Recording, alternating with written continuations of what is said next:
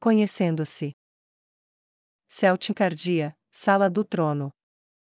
Prepare uma recepção imediatamente. A rainha Shubri disse vigorosamente, gesticulando para seu primeiro-ministro. Use todos os recursos necessários, mas tenha algo pronto em 10 minutos. Ela disse enfaticamente. Não permitirei que o império sob a pedra seja envergonhado pelo mau desempenho diante de qualquer outro governante. Qualquer um que falhar é melhor estar preparado para perder a cabeça. Ela gritou enquanto se levantava. Vou me trocar, e colocar um vestido formal adequado. Estejam prontos quando eu voltar. Ela saiu furiosa sem olhar para trás, com 2 servos correndo atrás dela para ajudar em sua própria forma de preparativos de batalha. Celtincardia, cidade propriamente dita. Ains caminhou no centro de seu bando, permitindo que Gondo assumisse a liderança para que um colega não, mesmo que fosse do norte, fosse visto primeiro pelos outros, e que o próprio Ains não causasse pânico quando fosse observado, ou no mínimo, para que a presença de um anão, e de alguns outros humanos, ou assim parecia, como era o caso de Yuri Alpha, tivesse mais probabilidade de criar cautela, e dúvidas, em vez de terror absoluto. Conte-me tudo o que chamar sua atenção, Gondo. Ains disse pensativamente enquanto olhavam ao redor. As ruas de Celtincardia eram de pedra polida, e lisa, não de calçada, as estradas cortavam a montanha, um complexo sistema de tubos feitos de cobre corria ao longo de ambos os lados da rua, criando divisões rodoviárias que separavam as estradas das passarelas, em intervalos iguais. Entretanto, havia também locais onde um tubo adicional se ramificava e corria para se conectar a vários edifícios. Cada edifício tinha um formato de caixa simples, e parecia ter sido esculpido na própria pedra, permanecendo mais ou menos parte da montanha em que havia sido esculpido, com edifícios adicionais uns sobre os outros, com ainda mais estradas esculpidas em ramificações padrão, e ainda guiado por tubos de cobre que novamente se dividiam para correr e conectar de um edifício a outro. A tubulação ramificada nas áreas de passeio sempre ficava a alguns centímetros da rocha, em uma vala lisa e escavada, sobre a qual era colocada uma pequena grade de cobre com a largura de uma mão. Esperto, Gondo disse pensativamente. Eu acho que isso é encanamento de água, e essas grades garantem que as pessoas possam passar sem tropeçar, ao mesmo tempo que permitem que os técnicos venham e consertem qualquer cano que esteja corroído ou danificado. Dessa forma eles não dependem de poços, e não precisa cavar muito. Ele acariciou a barba com interesse enquanto seguiam o guia. Tuari estava olhando ao redor, mas viu características muito diferentes. Um goblin estava empurrando uma carroça pela estrada, e obviamente com dificuldade, mas o que era mais perceptível aos olhos dela era que ele estava amarrado a ela. O goblin parecia musculoso e emaciado, como se trabalhasse duro, mas comesse pouco. Ele parecia bastante limpo, mas quando virou para uma estrada lateral, Tuari olhou para seu rosto, e viu uma expressão vazia e desesperançada, como se tivesse desistido de toda a esperança de uma vida melhor. Era uma expressão que transcendia a raça, e a lembrava muito de si mesma antes de ser resgatada. Um gemido de pena passou por seus lábios, como o barulho que uma criança faria ao encontrar um pássaro ferido pelo qual nada poderia fazer. Então o goblin desapareceu de vista, e ela não perdeu um passo. Yuri Alpha também não vacilou, ela simplesmente segurou a frente de sua roupa de empregada, e lançou olhares duros para o que mais via ao seu redor. Ela ficou à direita do rei feiticeiro, e disse de passagem: Vossa Majestade, o miasma deste lugar, a crueldade é espessa como uma sopa.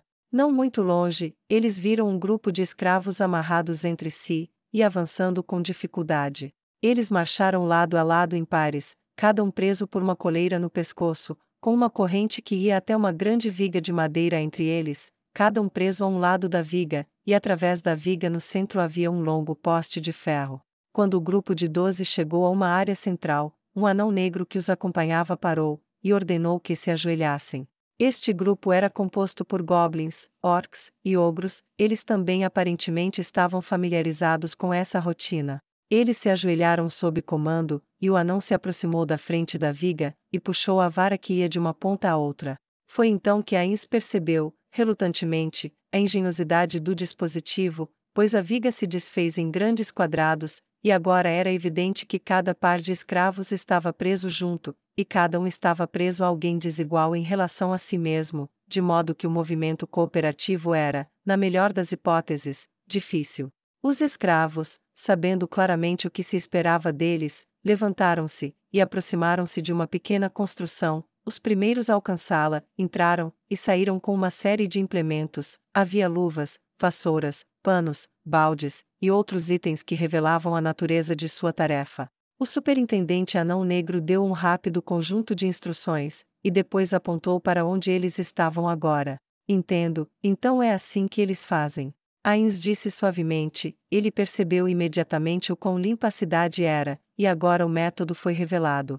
Os escravos marcharam sozinhos, e o capataz atravessou a rua, e sentou-se em uma área externa com várias mesas. Uma anã negra de barba negra, e vestido se aproximou enquanto olhava para o menu, e Ains desviou o olhar enquanto ele perdeu o interesse. Agora que ele percebeu isso, ele começou a ver tudo com muito mais clareza. Uma imagem nítida começou a surgir de como esse povo da montanha funcionava. Os anões negros que viam andando pelas ruas moviam-se de maneira ordenada, eram eficientes em movimento, nenhum único movimento desperdiçado. Eles não paravam ou demoravam nas áreas públicas, exceto naqueles estabelecimentos que pareciam vender álcool. Nisso eles eram muito parecidos com os anões com os quais Ains estava mais familiarizado. No entanto, quando não estavam sentados, e bebendo, os soldados e os cidadãos moviam-se propositadamente, como se atrasar alguma coisa ou alguém fosse uma ofensa criminal. Ele não viu mendigos ou evidências de pobreza, mas uma coisa se destacou. Alguns anões usavam roupas ricas, e carregadas de penas, de cores vivas, e levemente polvilhadas em alguns lugares com uma substância que fazia as penas brilharem levemente. Ele se lembrou do relatório que leu sobre as diversas plantas brilhantes que tinham alguma utilidade em termos práticos, e de moda, e não foi difícil concluir que essas roupas eram um exemplo desse uso.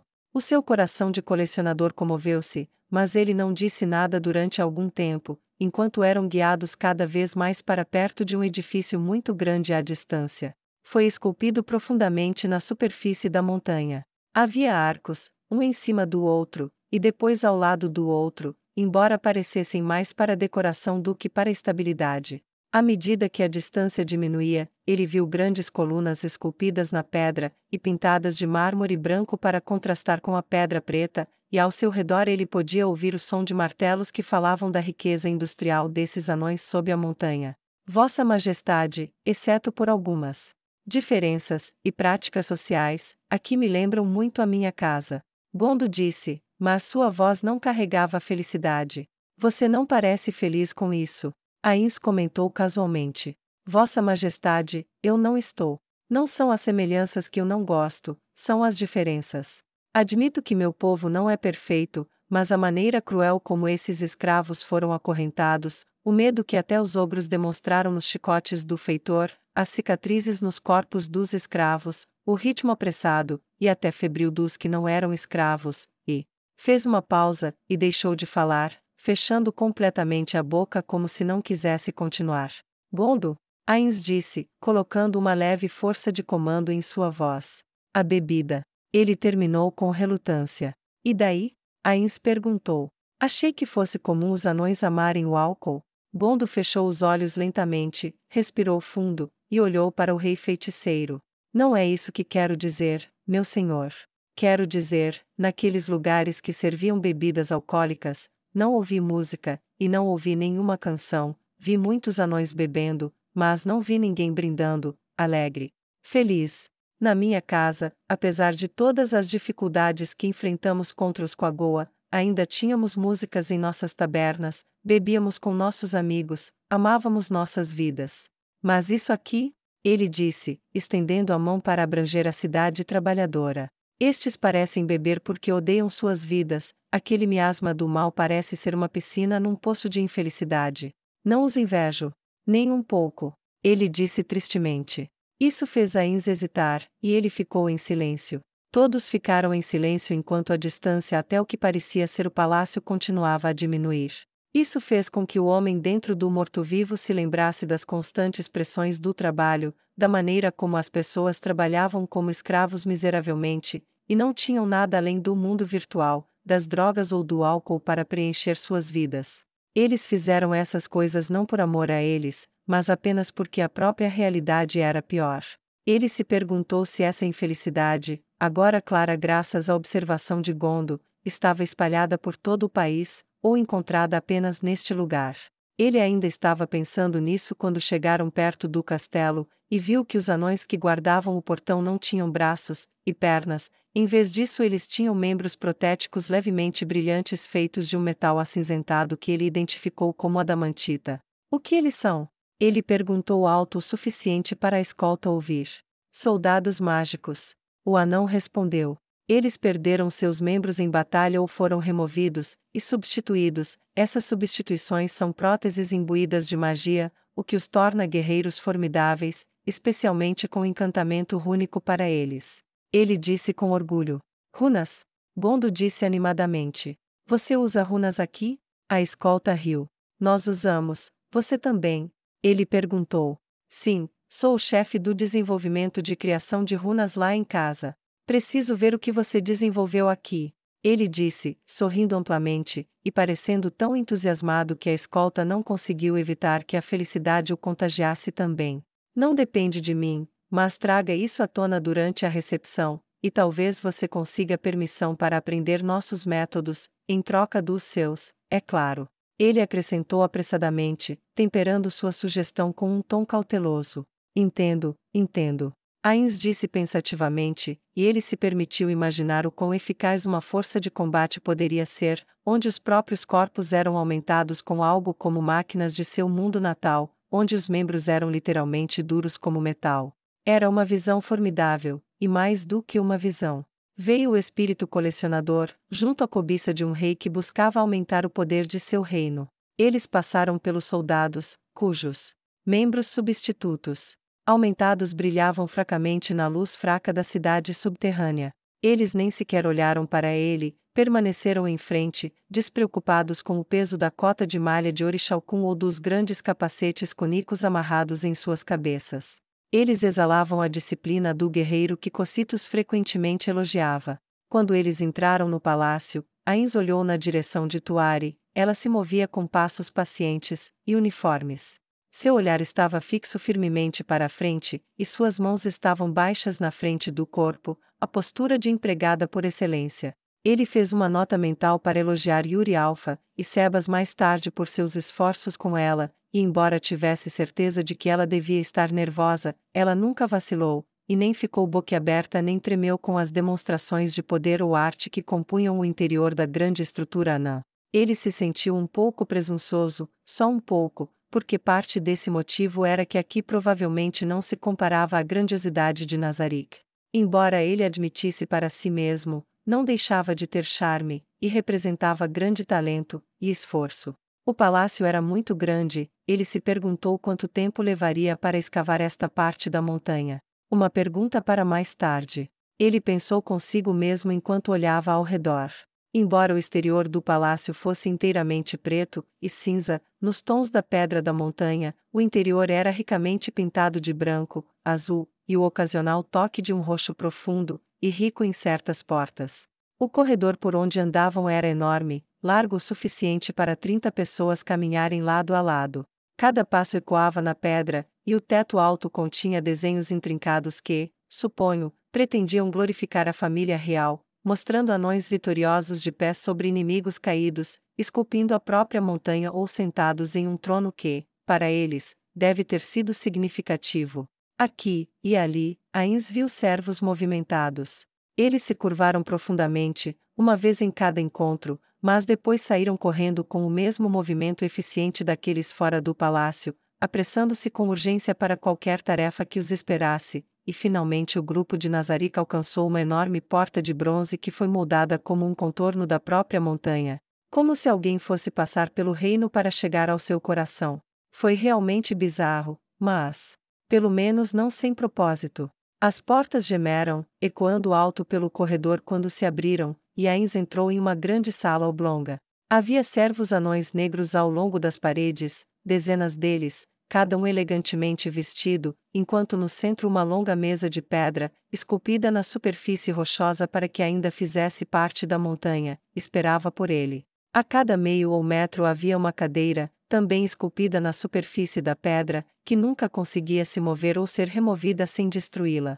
Em cada assento havia um anão negro, e no outro extremo, havia um ricamente enfeitado com uma roupa de tecido roxo levemente brilhante, que tinha penas ricas e macias costuradas em um padrão que Ains notou que combinava com o banner na parede. Sem sequer precisar pensar sobre isso, Ains entendeu.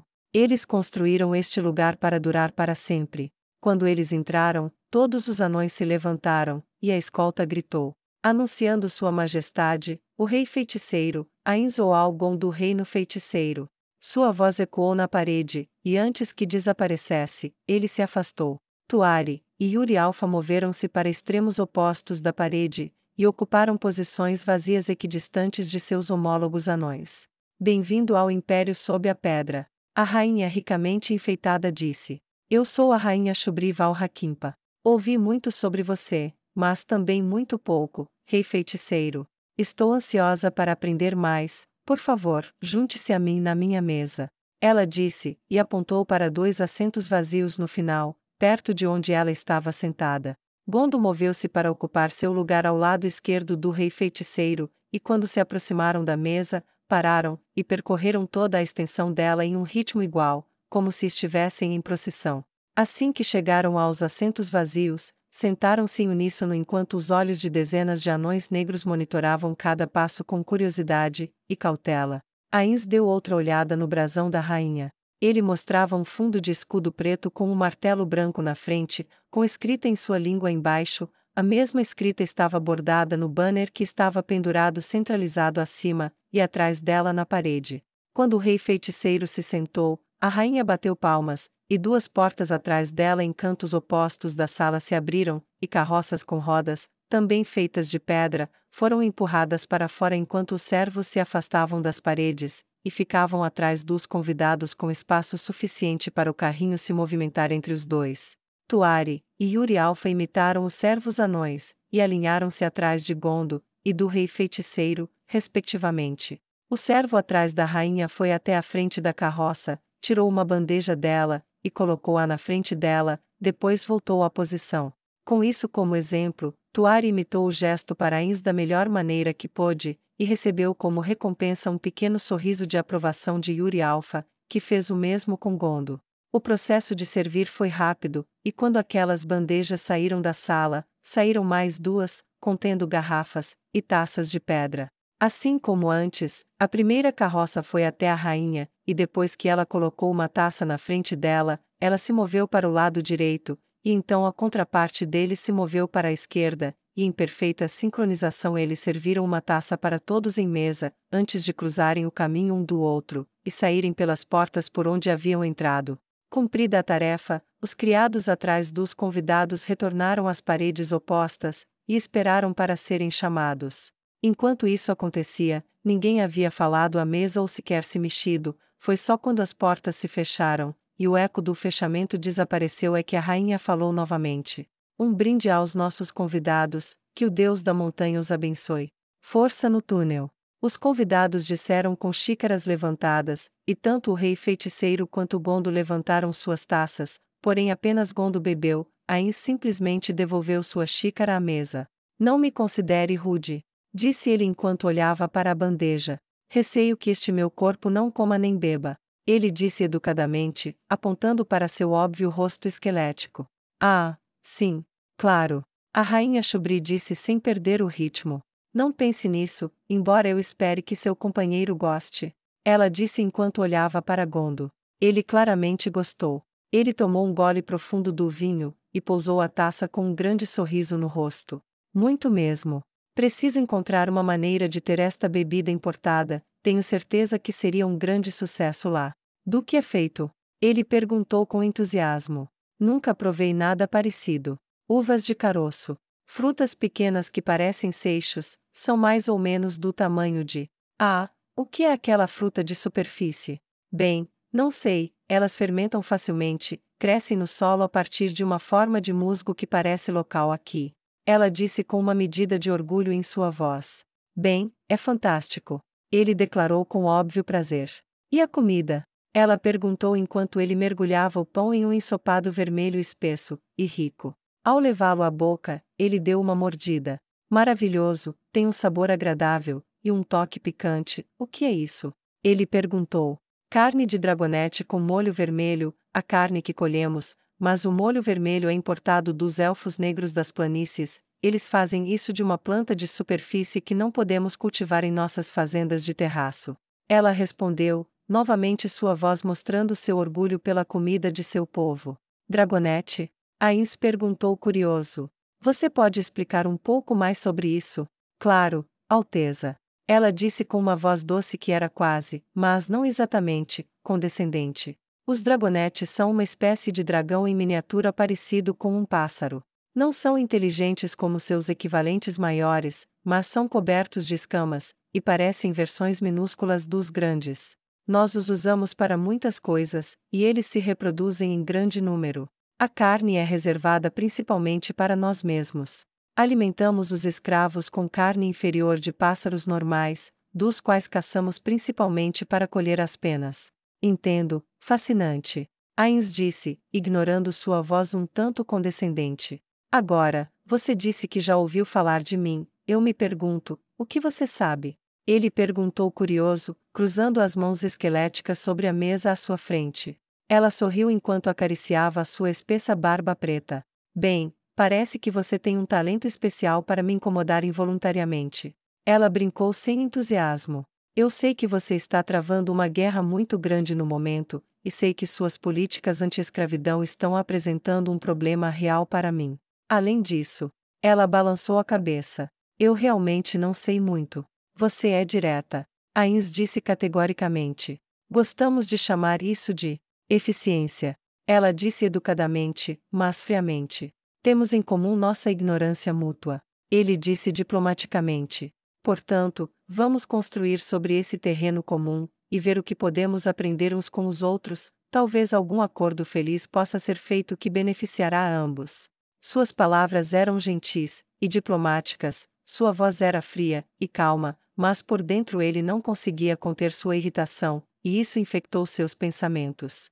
Isso é uma coisa rude de se dizer a um convidado que veio conversar. Ser direto é uma coisa, mas ela está sendo condescendente, ela deveria ser pelo menos mais cautelosa, não é como se ela soubesse de algo útil. Tudo bem, você vai nos elucidar?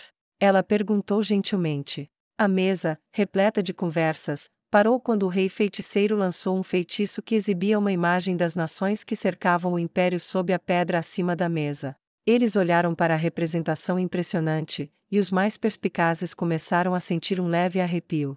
Aqui é onde fica a minha capital. Ele disse, e apontou para Irrantel, e a área ao redor ficou preta. Aqui está o Império Baharut, eles são meu estado vassalo. Ele disse, apontando para Arvintar, e a sombra preta se espalhou sobre a coloração marrom do mapa até que a região se tornasse uma massa de escuridão. Aqui está o Reino Dracônico, eles são um estado aliado que está solicitando se tornar uma província oficial totalmente integrada do Reino Feiticeiro.